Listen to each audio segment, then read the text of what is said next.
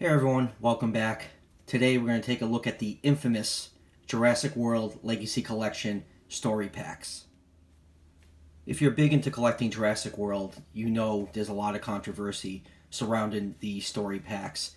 The Legacy Collection is exclusive to Target in the US, and these were supposed to come out in the US. They actually are still currently listed on Target's website if you search out of stocks.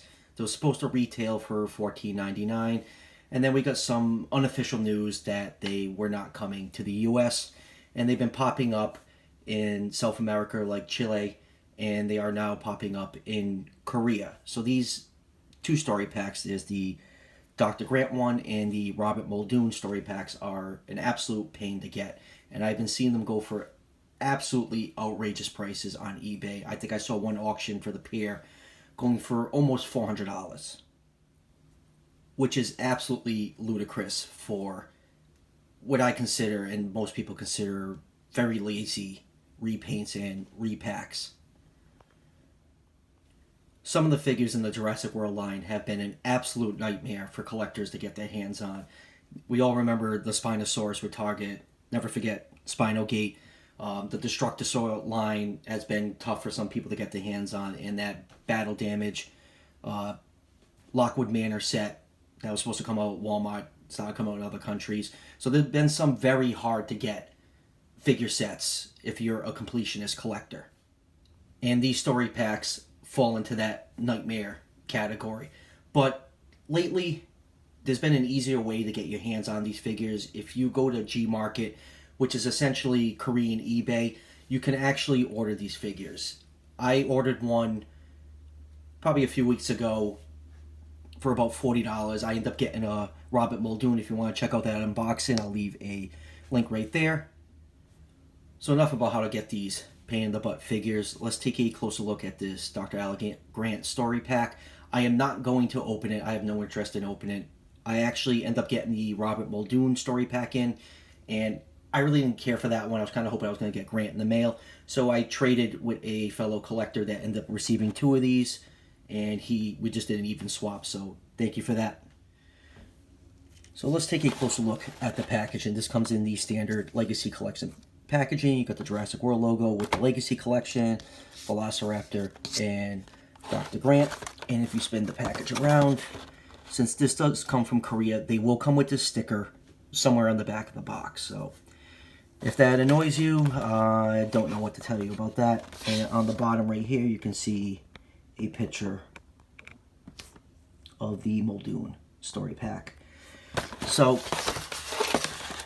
one thing with the packaging, you will notice right off the bat, my packaging is slightly damaged. This is how it came to my friend that I traded with. The problem with this packaging, they have used that thin style cardboard that some of the Wave 3 Battle Damage figures use, like this Wave 3 Battle Damage Raptor. You can see it's very prone, just move my camera back, to warping. It's very thin, and it can very easily get damaged. Now, if they went with this, the older style packaging, they are still using it for like the newer sets that are coming out, it's a much thicker cardboard, much harder to bend and damage. So there is a chance that your figures could come damaged, which is a shame if you're spending all that money to get these figures in your hand. You can see right here the Rex, it's a little rip right here and a rip in the back. It doesn't bother me. I don't really care about, mint and sealed boxes. I usually open up like 99% of my stuff. I'm just happy to actually have one of these rare figure sets.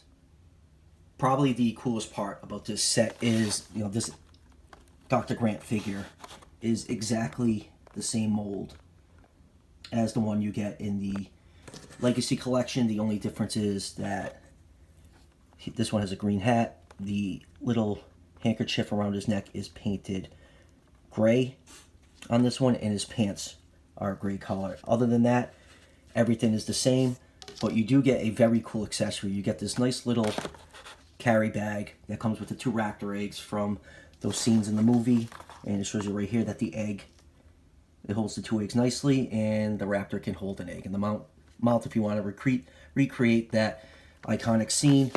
Now moving on to the Raptor. This is supposed to be the female Raptor from JP3, and it is an absolutely lazy repaint. It barely resembles that Raptor. They reused the same mold that that Attack Pack Raptor mold that they've been using, like they have on this Delta figure right here. And there are actually two versions of this story pack, so just to drive completionists absolutely crazy. There is a painted head version and an unpainted head version, and mine is the unpainted head version, and you can see in this picture right here of what the painted head version looks like. Now, some people are saying the unpainted head version is rare.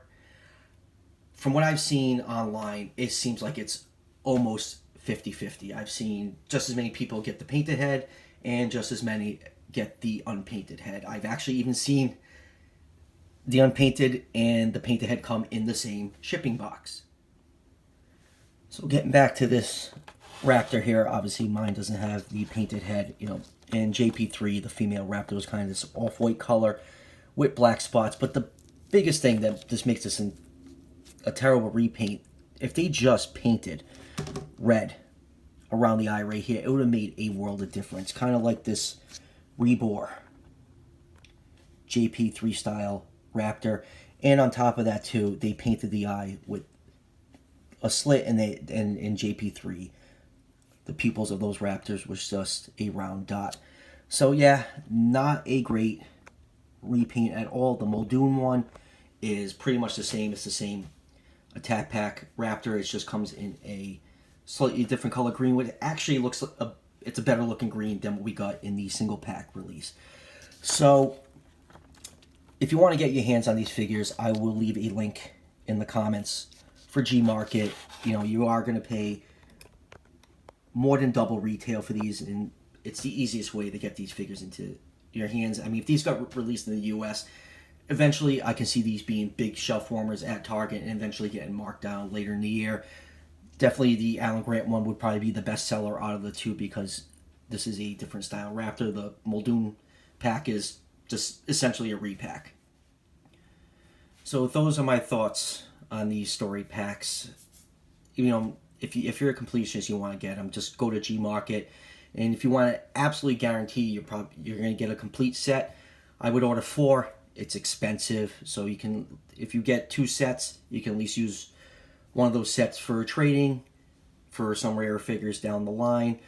But yeah, I mean, yeah, I spent $40 to get one of these, and you know, I ended up trading it. So I'm not too upset about it.